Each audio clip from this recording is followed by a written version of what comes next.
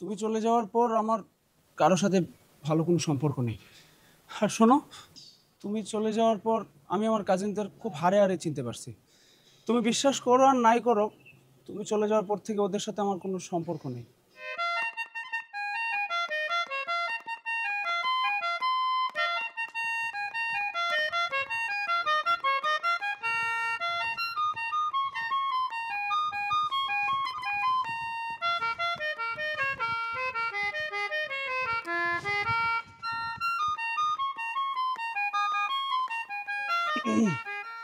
তো না। রাকি, তুমি এখানে? হ্যাঁ, আমি এদিক দিয়ে যাচ্ছিলাম। ওই যে আমার সামনে দাদা ভাইয়ের বাড়ি। তো হঠাৎ করে দেখলাম তুমি রাস্তায় এইভাবে দাঁড়িয়ে আছো, কষ্ট করছো, তাই তোমার জন্য একটা ডাব নিয়ে আসলাম। তুমি তো একটুও বদলাওনি, এখনো আগের মতো নাটক করো। না না, কি বলো তুমি? তুমি চলে যাওয়ার পর থেকে আমার লাইফ থেকে না সব কিছু চলে গেছে, সব দূরে চলে গেছে। তো আমি চলে যাওয়ার পর থেকে তোমার লাইফ থেকে কি কি চলে গেছে? এই যে খাওয়া দাওয়া, ঘুম, সুখ, শান্তি সব। তুমি জানো রাতের বেলা না আমি সিলিং এর ফ্যানটা দেখতে দেখতেই রাত পার হয়ে যায়, সকাল হয়ে আসে।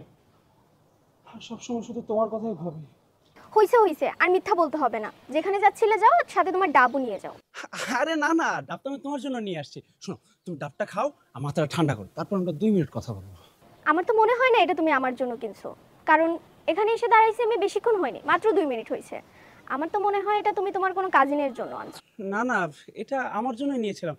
তোমাকে দাঁড়িয়ে থাকতে দেখে তাই তোমার কাছে নিয়ে আসলাম। আর আমি কাজিনদের জন্য কেন নিয়ে আসবো? তুমি চলে যাওয়ার পর আমার কারোর সাথে ভালো কোনো সম্পর্ক নেই। আর শোনো, তুমি চলে যাওয়ার পর আমি আমার কাজিনদের খুব হারে হারে চিনতে পারছি।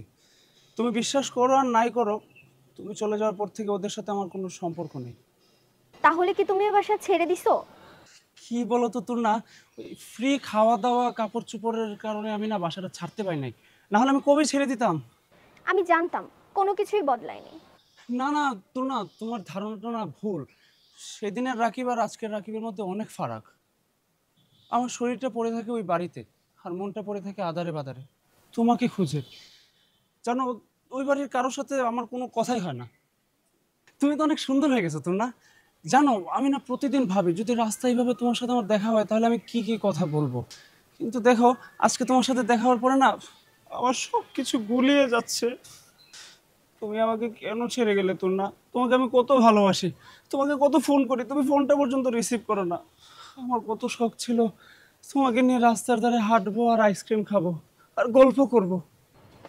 আইসক্রিম? হ্যাঁ, আইসক্রিম। শোনো, আমরা মিষ্টি মুখ করে না আমাদের সম্পর্কটা ঠিক করে নিই। আজকে রাতে কি করছো, চলো না ডিনার করি ওই যে ওই রেস্টুরেন্টটায়।